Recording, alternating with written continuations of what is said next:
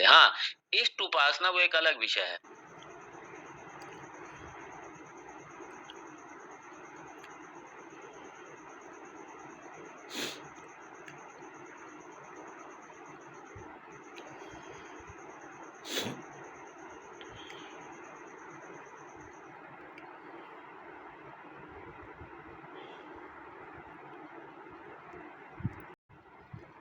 ईश्वर कोई भी उपाधि धारण कर सकता है, लेकिन ये थोड़ी कि बस वही उपाधि वाला है सिर्फ। यही एक कल्ट बन के रह जाते हैं इसीलिए। बस हमारे शिव ही सत्य हैं, बस शिव के अलावा कुछ नहीं। वो दूसरा क्या कि हमारे लाला के अलावा, हमारे कृष्ण के अलावा कुछ नहीं। अरे अगर ये हमारे हिंदुओं में आ गए तो फिर हमारे तो इस्लाम से भी बदतर स्थिति हो गई हमारी। ये ठीक है, इष्ट उपासना तक ठीक है, लेकिन मात्र इसी को ही अंतिम मान लेना नहीं।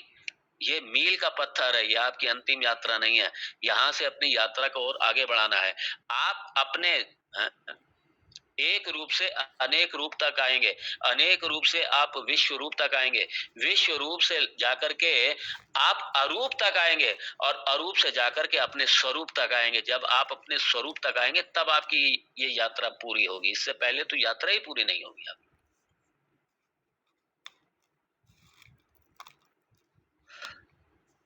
इसलिए अनंत, आप उसे पर्टिकुलर सीमा में नहीं बांध सकते। आपने उसे लोकेशन दे दिया तो आपने उसका रूप ही एक तरीके से बना दिया। नहीं नहीं, बस यहीं तक है, वो लोकली अवेलेबल नहीं है, वो जन्नत में बैठा हुआ है। इसलिए अगर हमने भी ये मान लिया कि वो लोकली अवेलेबल नहीं है, वो सिर्फ वैकुंठ में बैठा हुआ है, तो हमारे इस्लाम में फिर कोई फर्क नहीं है। हाँ, वो वैकुंठ में भी है, वो यहाँ भी है, वो सर्वव्यापी है, वो हर जगह है, क्योंकि जगत का उपादान कारण वो है। और जिसने जगत के अरबों खरबों रूप धारण कर रखे हैं, वो अपने भक्त के लिए जब चाहेगा, जो चाहेगा वो रूप बना लेगा। उसकी इच्छा होगी तो नरसिंह भी बन जाएगा, उसकी इच्छा होगी तो वो राम के रूप में भी आ जाएगा, उसकी इच्छा होगी तो वो कृष्ण के रूप में भी आ जाएगा, उसकी इच्छा होगी तो वो किसी भी रूप में आ जाएगा। मुझे और भक्त के लिए भगवान कभी भी किसी भी समय कहीं भी आकर के उनकी रक्षा कर सकते हैं। मुझे एक मेरे परम पूज्य आचार्य, वो अपने यूएस का एक किस्सा बता रहे थे कि नहीं, वो किसी और का बता रहे थे। वो कोई बहुत बड़े अच्छे भगवान के डिवोटी थे, बहुत अच्छे डिवोटी भगवान के। यूएस में गाड़ी चला रहे और हाईवे पे उनकी उनकी वो फेल हो गई, ब्रेक फेल हो गई, और ब्रेक फेल हो गई, गाड़ी जा रही 100 से ऊपर। वो पक्का है कहीं ना कहीं ठुकना उस गाड़ी को, और ठुके तो सामने वाला भी जाएगा, खुद भी जाएंगे, ऐसा हो जाता है।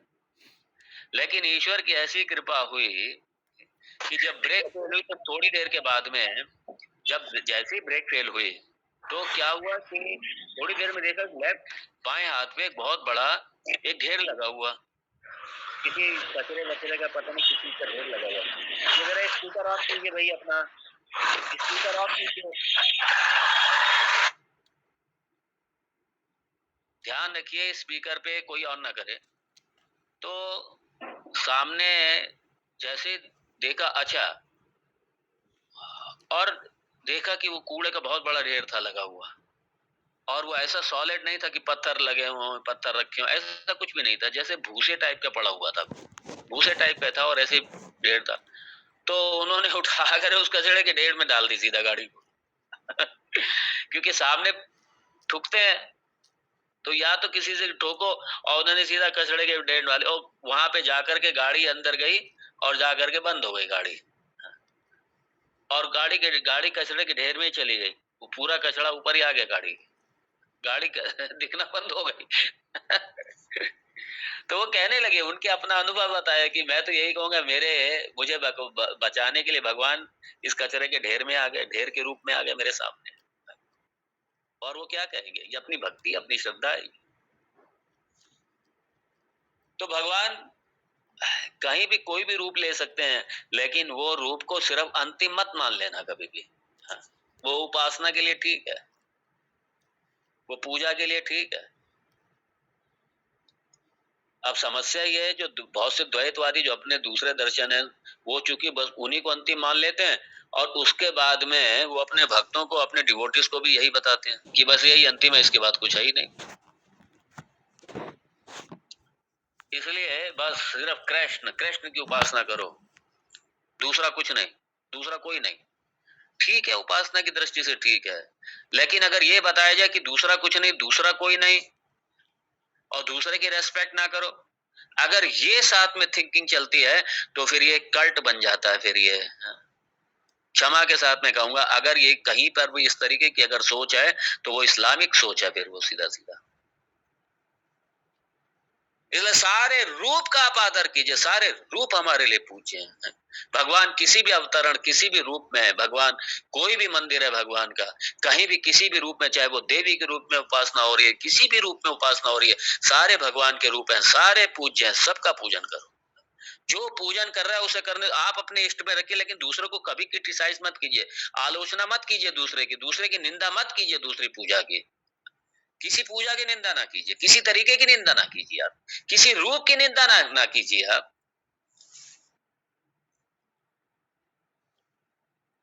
कहीं कोई निंदा नहीं।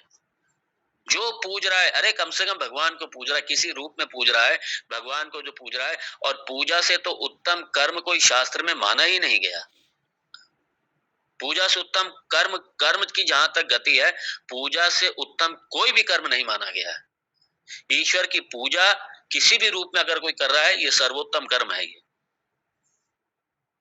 इसलिए उसका आदर कीजिए। इसलिए अनंत, जब आपने अगर रूप से बांध करके रख दिया और आपने कह दिया यही अंतिम है, तो फिर अनंत नहीं, अनंत खत्म हो गया। हाँ, फिर आपने उसको बहुत सीमित करके रख दिया। अनंत को आपने सिर्फ मात्र एक जगह बांध कर, एक छोटे से उसमें बांध करके रख दिया आपने। हाँ, अनंत वो है, साथ में ये भी स्पष्ट रखिए कि चूंकि अनंत वही सेम अनंत, उसने ये रूप धारण कर लिया, मेरे सामने बैठा हुआ है, लेकिन इसका मतलब नहीं कि बाहर दूसरी जगह वो नहीं है, नहीं, सब जगह वही है।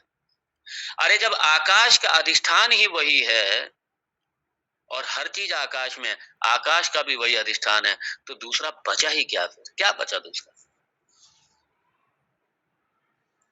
जो समय का भी अधिष्ठान है, जो आकाश का अधिष्ठान है, और आकाश में सारा जगत समाया हुआ है, और वो आकाश का भी अधिष्ठान है, इसलिए उसके अलावा है क्या?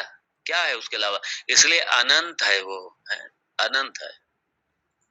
अनंत मतलब सारे जगत का अधिष्ठान रूप से सिर्फ वही है, वही मेरा भी अधिष्ठान है, वही आपका भी अधिष्ठान है, और वही आप हैं, वही मैं हूं, वही यह है। ना ये है, ना वो है, ना मैं हूं, ना तू है, सिर्फ एकमात्र ईश्वर ही है, ब्रह्म ही है, और कुछ नहीं है इसके अलावा, और वही ब्रह्म मैं हूं, वही ब्रह्म मैं हूं। अगर ये दृष्टि सारे विश्व में है, अगर इसे स्वीकार कर लें, समझ लें इस विद्या को, सारे विश्व की समस्याएं खत्म हो जाएं। ये जो झगड़े हो रहे हैं, ये जो तनाव हो रहा है, जो युद्ध हो रहा है, ये युद्ध समाप्त हो जाएंगे। क्यों? क्योंकि ना मेरा है ना तेरा है, सब कुछ भगवान है, हैं? आप भी मेरे लिए पवित्र हैं, मैं भी आपके लिए पवित्र हूँ, इसलिए नमस्ते, नमस्ते, नमस्ते, आपको प्रणाम है। आप भी कहते हैं नमस्ते, मैं भी कहता हूँ नमस्ते, हैं? क्यों? क्योंकि मेरे अंदर और आपके अंदर कोई दूसरा तत्व नहीं है। जो तत्व आप हैं वही तत्व मैं हूं, इसलिए आप मुझे नमन करते हैं, मैं आपको नमन करता हूं। ये सारी दृष्टि चली जाए, कहां ये युद्ध रहेंगे? कहां इजराइल का युद्ध रहेगा, इराक का युद्ध रहेगा, ईरान का युद्ध रहेगा? कहां पे इजराइल और किसी फिलिस्तीन का युद्ध होगा? कहां भारत पाकिस्तान का युद्ध होगा? कहां अमेरिका और रूस का युद्ध होगा? ये सारे झगड़े समाप्त हो जाएंगे अगर ये विजन सारे विश्व में फैल जाए, सारे विश्व अपना ले अगर इसको। अगर ये ईश्वर दृष्टि खाली समझ ले विश्व सारा, ये सनातन धर्म की ईश्वर दृष्टि को अगर ये समझ ले, चिदानंद रूपः, चिदानंद रूप सच्चित अनंत, अगर उस रूप, उस भगवान को अगर समझ लें, सारी सृष्टि में भगवान के अतिरिक्त कुछ है ही नहीं, सारा जगत पूज्य हो जाएगा। कहाँ संघर्ष रहेंगे, कहाँ युद्ध रहेगा, कहाँ कंपटीशन रहेगा, कहाँ घृणा रहेगी, कहाँ नफरत रहेगी, कहाँ एक दूसरे को नीचे दिखाना, एक दूसरे से ऊपर उठना, एक दूसरे को कुचलना, ये सारे भाव रहेंगे कहाँ? ततो ना भी जुगुप्सते हैं, कौन सी, कहाँ, कौन किससे घृणा करेगा फिर? कौन किससे घृणा करेगा? सारे युद्ध समाप्त हो जाएंगे सारे के सारे।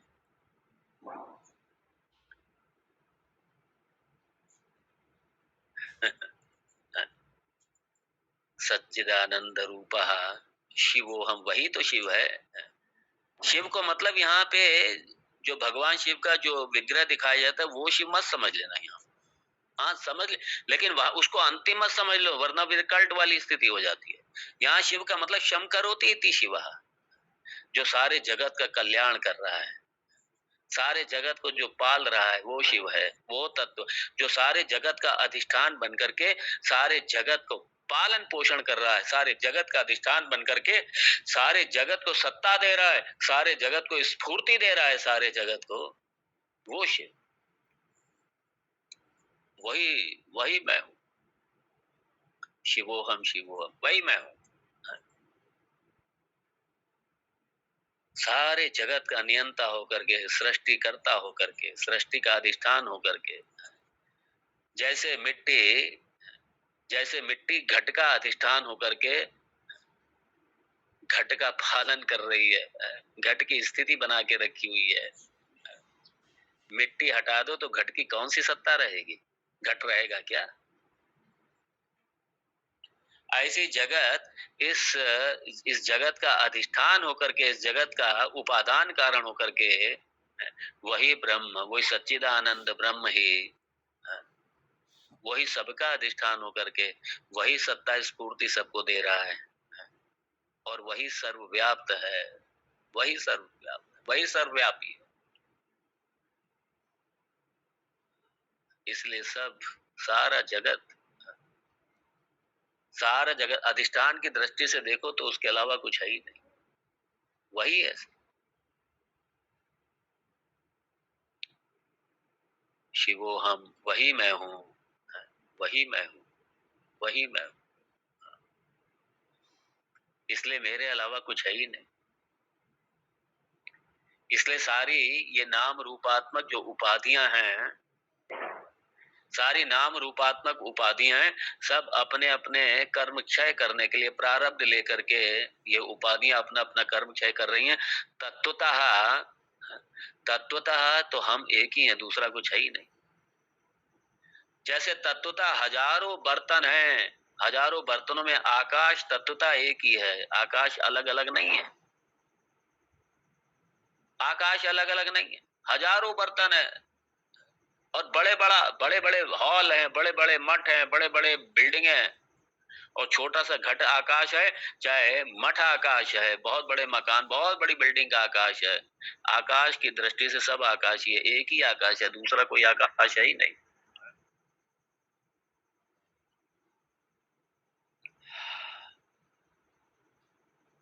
जैसे स्वर्ण की दृष्टि से लाखों करोड़ों आभूषण हैं, लेकिन स्वर्ण की दृष्टि से मात्र एक ही स्वर्ण है। आप ये नहीं कह सकते हजारों स्वर्ण हैं। लाखों नाम रूप ले लिए स्वर्ण ने, तो आप ये नहीं कह सकते कि लाखों करोड़ों स्वर्ण बन हो गए, नहीं, स्वर्ण एक ही है। वो सत्ता सबको दे करके और सारे आभूषण को नाम रूप लेकर के वही अधिष्ठित है, वो एक ही स्वर्ण अधिष्ठित है।